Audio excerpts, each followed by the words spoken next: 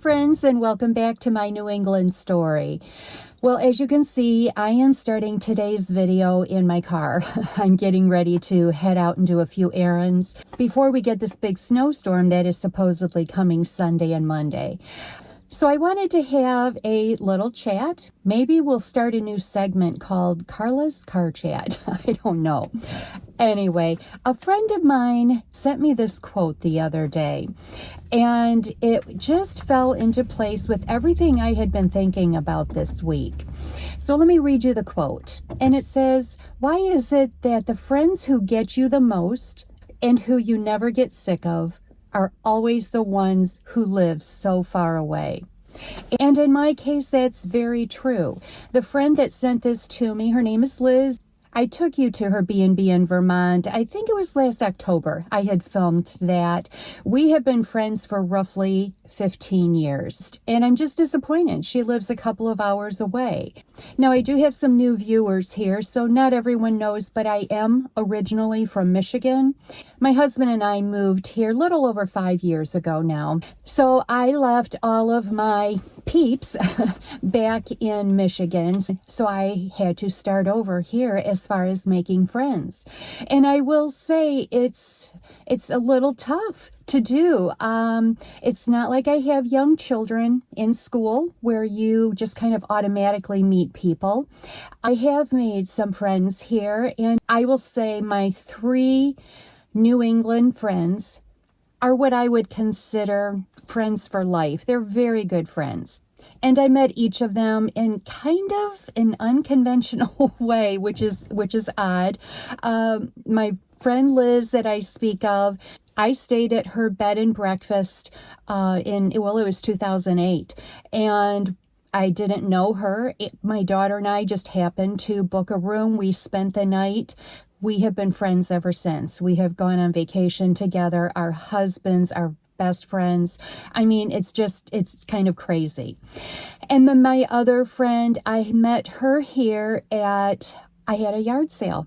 And she came in. Her and her husband had just moved here a year before we did. And her husband is a doctor. His job is what brought them to New Hampshire.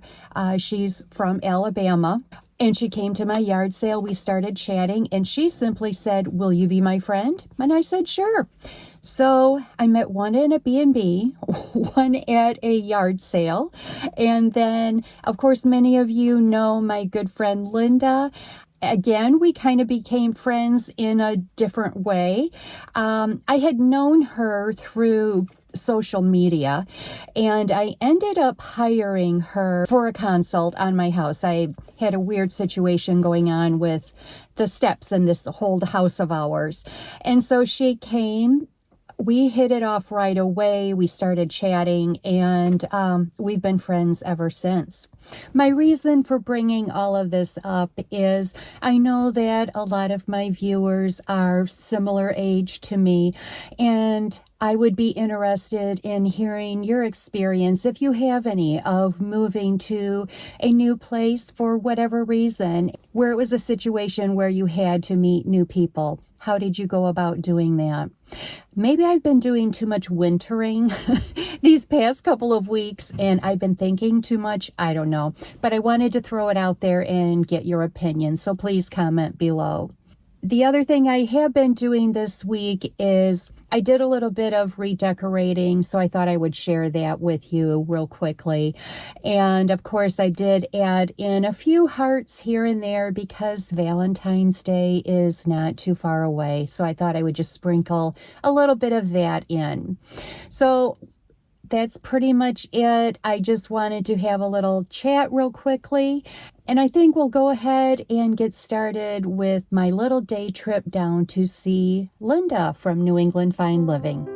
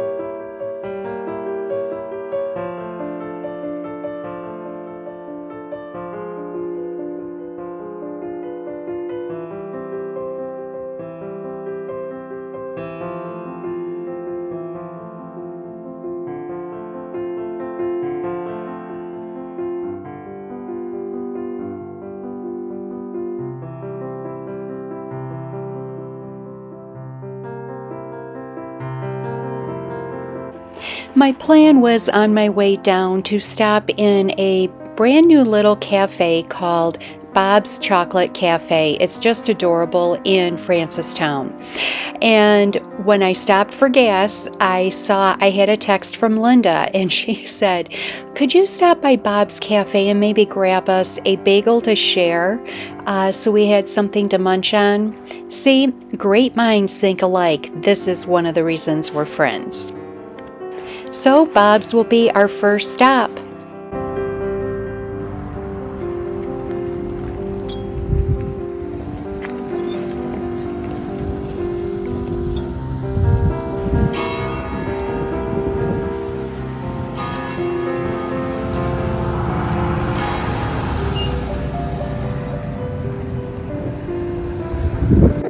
This is only my second time in being here. Actually, my daughter and I came down just before Christmas. We had heard about it, heard that they were now opened, so we came down. We were actually coming for a gift, but we tried their bagels then, and they are just delicious. Now, a fun fact, when I was there was another woman in there who is from New York, and she said these bagels taste just like she had in New York City. They also make beautiful hand-painted chocolates that are just delicious. We did purchase some that day that my daughter and I came down because we actually went for Christmas gifts. And this is what we got, and they're just beautiful. They look like glass, and they're delicious. So if you're ever in the area, I certainly recommend you stop in. It would be worth your time. Okay, let's grab our goodies. We have our coffee, our bagels, and a sample of wallpaper that she wanted. It's the same wallpaper, actually, we both have in our house. And she ran out, so she wanted a sample of that and then a little gift. So let's go on in and see Linda and Willow. I think I have a welcoming committee here at the window. I don't know if you can see Willow. She's looking out the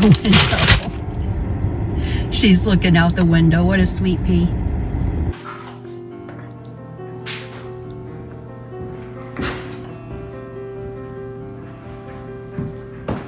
This is what happens when you have a friend over that has her own channel. Yes, we need to sit. We need to sit and enjoy. Oh, you're taping also. Okay. Oh, I'm taping you. How pitiful are we? Well, we did a little gift exchange, and we haven't seen each other since Christmas. Look at what I got. I got some beautiful little maple spice snaps. I love the thin cookies with coffee in the afternoon or tea. This is heaven. This is a tea she made. What is it again? All right, I don't completely remember. It's on the video. It's lemongrass from the garden. We have some orange mint from the garden.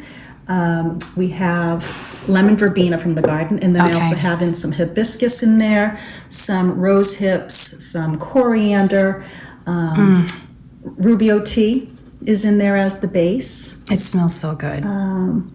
I told her I would like to put it in a little bowl and use it like a potpourri. It smells so lovely, but I'm going to taste it. And this beautiful cup, look at this. Look at the beautiful coffee cup. I love that handle. Just love it. So thank you. You're welcome. Now it's your turn to open.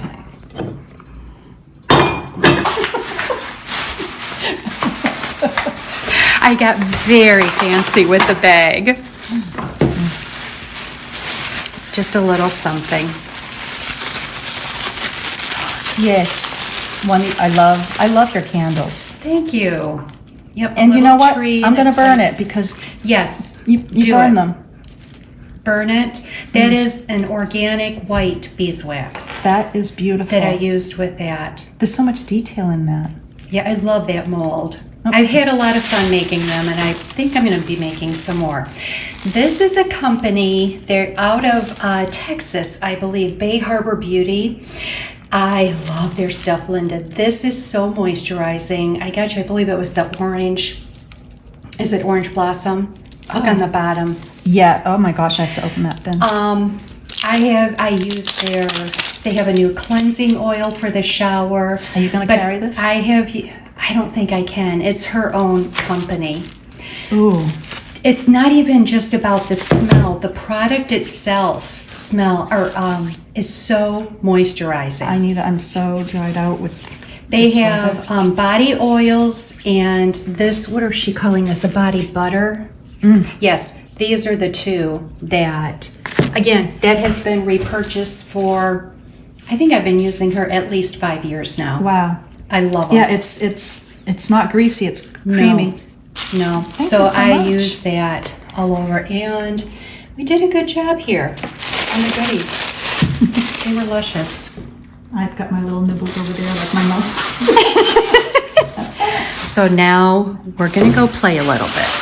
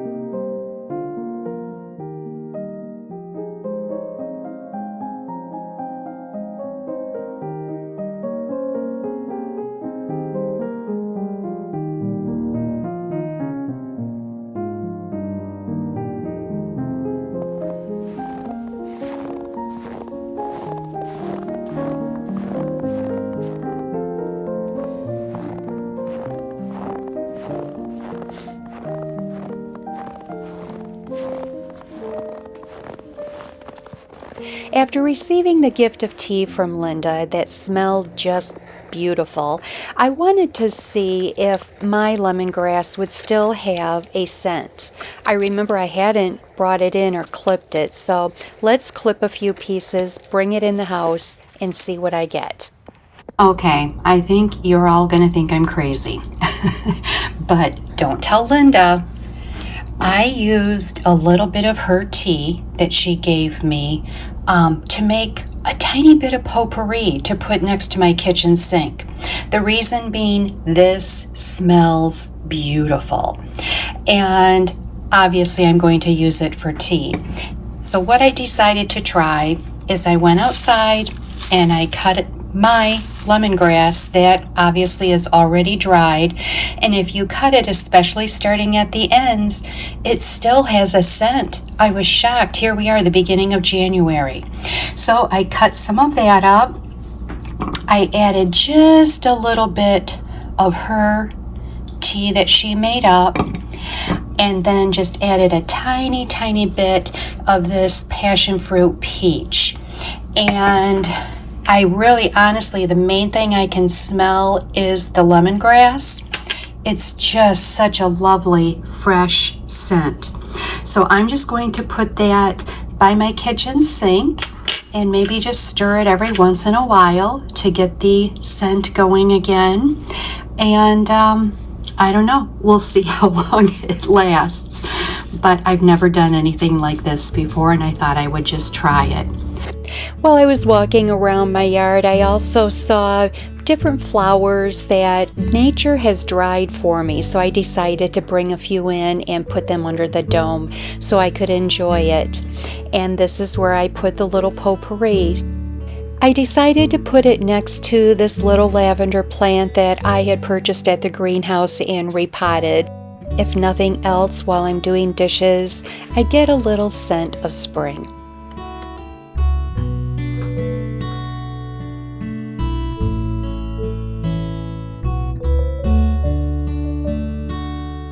So now let's just take a little walk around the house. I will show you how here and there I have added some hearts to my decor. Valentine's Day is coming up fairly soon, and I wanted to be able to enjoy it before it does arrive on the 14th. We'll start here in the kitchen and then move into the dining room. I did share with you last week what changes I made to the living room. Again, I still want it to feel cozy, but I am trying to lighten it up just a little.